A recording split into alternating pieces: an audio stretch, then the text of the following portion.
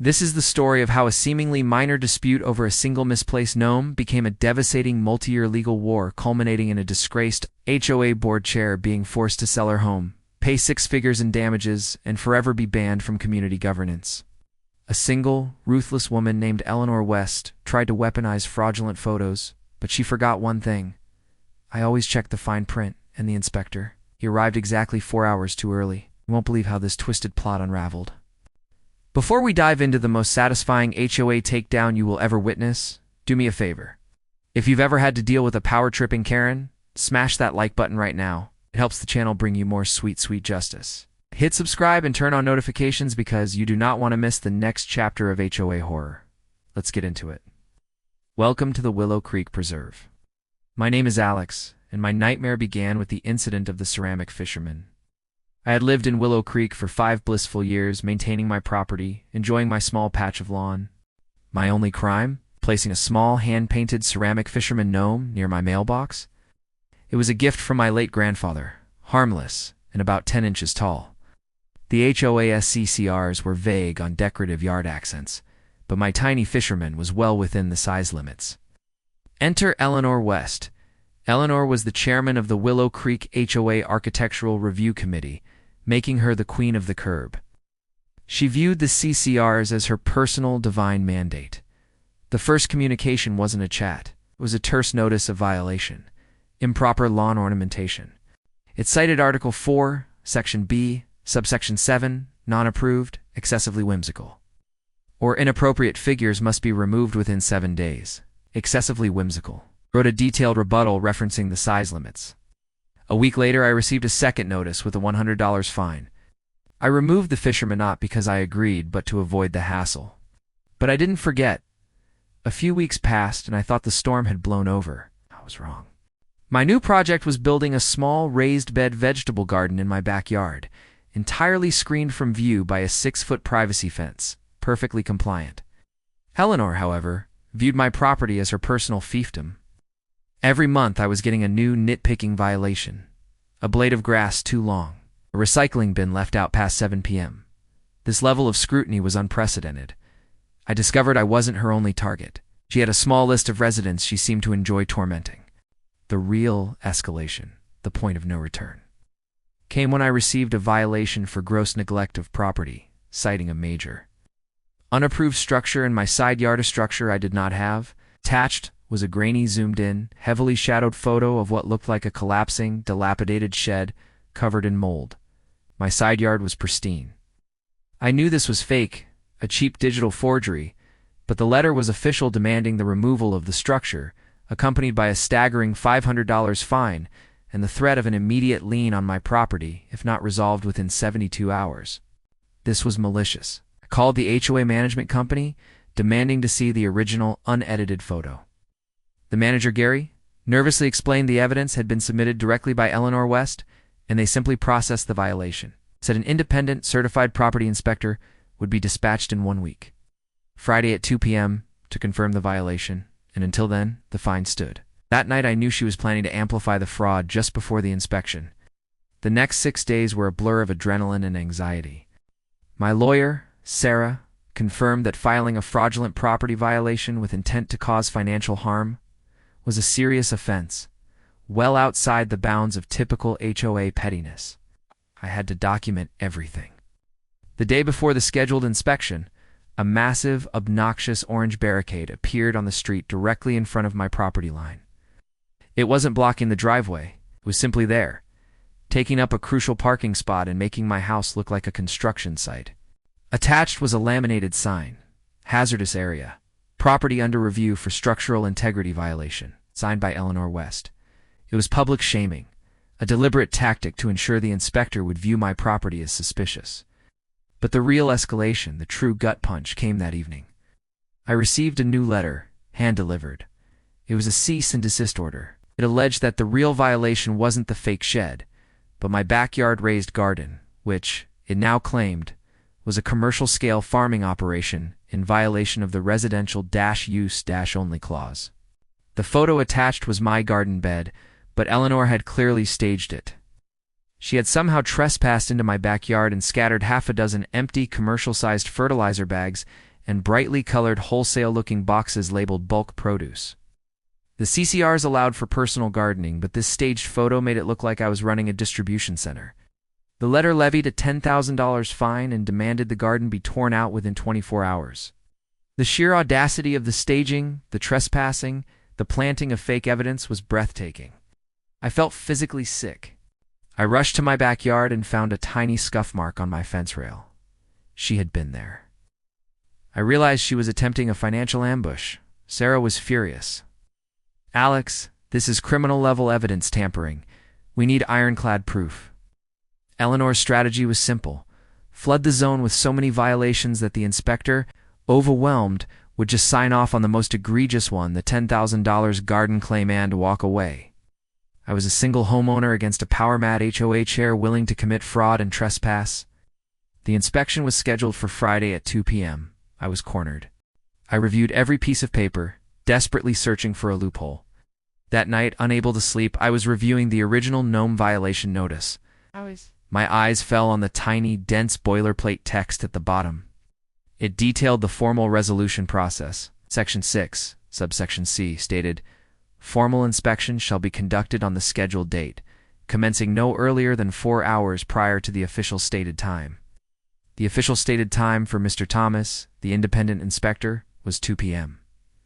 This meant the earliest the inspection could legally begin was 10 a.m. I called Sarah at 4 a.m. I read the text aloud. "Alex... You think Eleanor is planning to remove the fake evidence before the official 2 p.m. inspection?" "Of course. That's the whole point of staging. She plants the bags, takes the photo, mails the violation, and then removes the bags an hour before 2 p.m. The inspector arrives, sees a compliant yard, and shrugs. She gets the fine, and her hands are clean." Sarah gasped. "The early arrival clause is a gift." The plan was instantaneous. We needed Mr. Thomas to arrive at 10 a.m., exactly the earliest legal time, catching the staged evidence red-handed. I wrote a professional email to Gary, the manager, copying Sarah, stating, "Due to an urgent, unavoidable personal conflict, I must request that the scheduled property inspection for Friday, December 3rd be conducted at the earliest legally permissible time as per the CCRs. Article 6, subsection C. This is my formal request for a 10 a.m. inspection. Please confirm immediately." I knew Eleanor was watching the emails. The trap was set. She would assume she had until at least 1:30 p.m. to clean up. I spent the morning setting up hidden security cameras, ensuring every angle was recorded. Friday morning, 9:45 a.m., I watched my monitor. At 9:58 a.m., a dark sedan pulled up. It was Mr. Thomas, the property inspector. He had gotten the email and honored the earliest legal time. He saw the obnoxious orange barricade first, frowned, and walked into my side yard. He walked over to the back fence, saw the staged commercial fertilizer bags and wholesale boxes. He pulled out his phone and snapped a photo of the bags. This was the tense part. But then he walked over to the bags, picked one up, and saw that the bag was empty and pristine. He picked up one of the wholesale boxes and saw it was empty. He knew. He was an experienced inspector. He knew staged evidence when he saw it. As he walked back to his car at 10:15 a.m., he saw Eleanor West's SUV screeching to a halt down the street. It was 10:15 a.m. She was arriving, frantically, 4 hours early, to perform the cleanup, believing she was running a few hours ahead of the 2 p.m. inspection. She jumped out of her car, shovel in hand. She charged toward my backyard. But she was too late. Mr. Thomas, sitting in his sedan, calmly rolled down his window. Eleanor stopped dead in her tracks, staring at the inspector, then back at my documented yard. Her face went from determination to absolute, paralyzing horror. The sight of Mr. Thomas, clipboard on his lap, a small knowing smirk on his face, was the moment I knew I had one. The fallout was swift, brutal, and satisfying. Mr. Thomas, the inspector, and a former police evidence technician, took fraud seriously. He had the 10 a.m. photos of the staged evidence, had the complete video footage time-stamped, showing Eleanor's frantic, aborted cleanup attempt at 10:15 a.m. within 48 hours. I filed a formal police report for criminal trespass, attempted fraud, and harassment. Sarah filed an immediate injunction against the HOA to nullify every violation Eleanor had ever issued against my property, along with a multi-count lawsuit against Eleanor West herself for civil conspiracy, defamation, and emotional distress. The police report alone sent the HOA management company Gary into a panic. They immediately suspended Eleanor from the ARC and the HOA board pending a full internal investigation. The news spread like wildfire. Leonard, who had ruled the HOA with an iron fist, was now a pariah. The true payback started with the internal sanctions. The HOA, desperate to prove they weren't liable for Eleanor's actions, levied the largest financial penalty in the community's history against Eleanor West. The $10,000 fine for the staged commercial farming violation was instead assessed to her for conduct unbecoming a board member and violation of good faith. It was perfect symmetry. But that was just the beginning. The civil suit against her was devastating. Sarah used the video evidence, the police report, and the documented pattern of harassment. We proved that the initial collapsing shed photo was a composite, using property photos from an abandoned development 5 states away. We uncovered emails between Eleanor and a co-conspirator neighbor, detailing her plan to break me financially. The case never went to trial. Eleanor's own lawyer convinced her to settle. The settlement was a public and humiliating spectacle. Eleanor West was forced to resign from the HOA board, banned for life from holding any future community governance position, and required to issue a written public apology to me and the entire community. The financial payment was a 6-figure settlement, enough to completely cover my legal fees, distress, and lost time. The most satisfying part of the immediate fallout was the community reaction. The new interim chair read Eleanor's humiliating apology letter aloud, and the silence in the room was deafening. Justice was served. The long-term aftermath truly cemented my victory. Eleanor had lost the suit, her reputation, and her power. But she still had her house. The 6-figure settlement, coupled with her crushing legal bills, was too much for her to handle. Within 6 months, a for-sale sign went up in front of Eleanor West's meticulously manicured front lawn.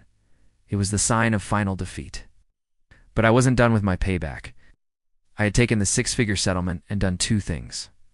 First, I paid off my mortgage. Second, I bought the tiny, abandoned lot adjacent to the community and neglected triangle of land that the HOA had always coveted for a retention pond.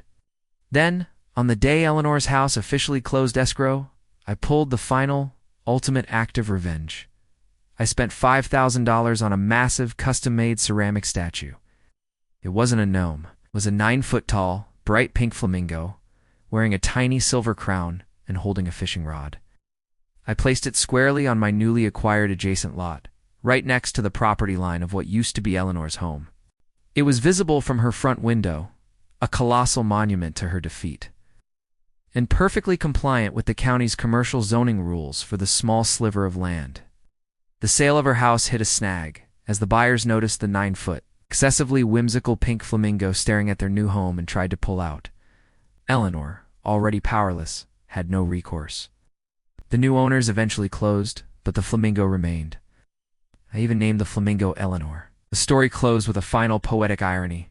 The HOA, now under new leadership, eventually approached me about buying the tiny adjacent lot for their retention pond.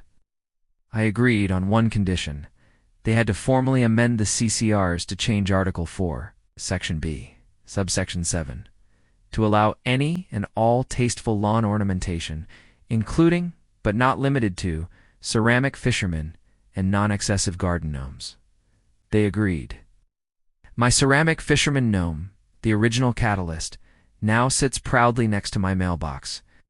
Legally protected, forever safe from the tyranny of power-tripping Karens. That, my friends, is how you leverage the fine print and expose a fraudster. The moral of the story? Always check the earliest permissible inspection time. What was the most shocking moment for you? Is it the $10,000 staged fine or the 9-foot pink flamingo? Let me know in the comments below. Don't forget to hit that subscribe button, ring the notification bell, and join the family for more stories of sweet, sweet justice. See you next time.